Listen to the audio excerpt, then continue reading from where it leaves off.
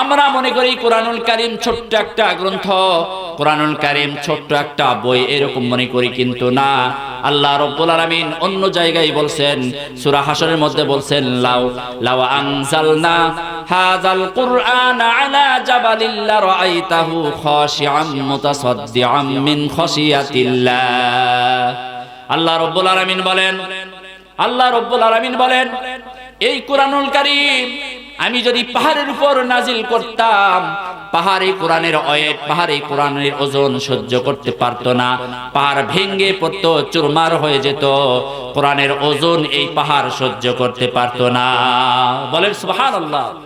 তাহলে এই গ্রন্থ আমরা মনে করি একটা ছোট্ট একটা বই, কিন্তু না, এই কোরআনুল কারীম ছোট্ট বই না। এই কোরআনুল কারীম এত বড় গ্রন্থ, পৃথিবীর মধ্যে এত বড় গ্রন্থ আর এই কোরআন ব্যতীত আর কোন গ্রন্থ নেই। কি বলেন, ঠিক কিনা?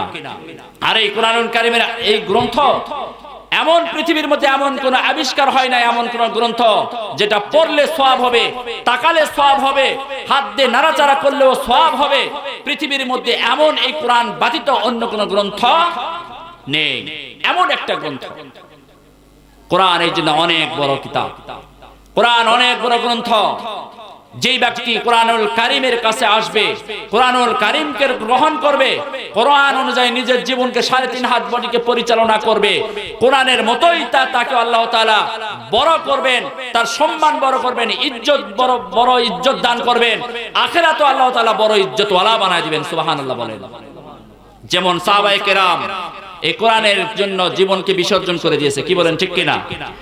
এই কোরআনের জন্য সাহাবায়ে কেরাম নিজের শরীর থেকে রক্ত ঝরে দিয়েছে। সাহাবায়ে কেরাম এই কোরআনের জন্য জীবন দিয়েছেন, যার কারণে সাহাবায়ে কেরামের নাম শুনলে রাদিয়াল্লাহু তাআলা আনহু বলতে হয়। ঠিক কিনা? কি তাই না?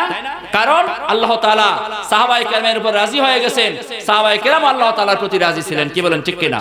এই জন্য কোরআনুল কারীম এমন একটা পাওয়ারফুল কিতাব, যদি কেউ জিরো হয়ে কোরআনের কাছে আসে, কোরআন তাকে হিরো বানায় দেয়। চিৎকার দিয়ে বলেন সুবহানাল্লাহ। কোরআন তাকে কি করে দেন? হিরো বানায় দেন। এই জন্য বলতেছিলাম, সেই কোরআনুল কারীমের কাছে আমাদের আসতে হবে, সেই কোরআনুল কারীমের কাছে আসতে হবে।